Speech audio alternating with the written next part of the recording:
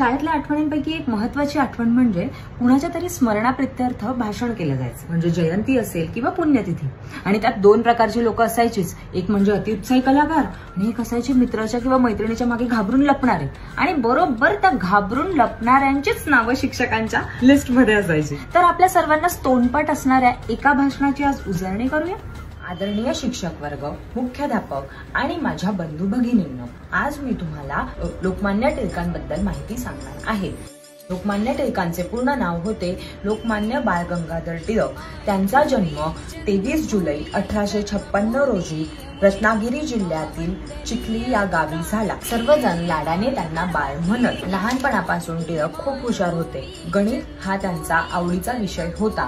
टिळक लहानपणापासूनच स्पष्ट वक्ते होते। एकदा वर्गातील काही मुलांनी शेंगा खाल्ल्या आणि टरफले तिथेच टाकून ठेवली। त्यावर गुरुजींना वाटले की सर्व टरफले ही टिळकांनीच टाकली।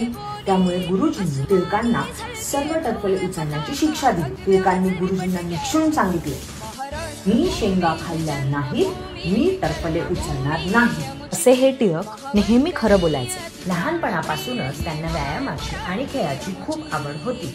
आपल्या मित्रांसोबत ते कुस्तीसारखे खेळ खेळायचे। पुढे त्यांनी आपल्या मित्रांसोबतच 1980 मध्ये डेक्कन एज्युकेशन सोसायटीची स्थापना केली। भारतीय मुलांना चांगले शिक्षण मिळावे हा त्यांचा हेतू होता।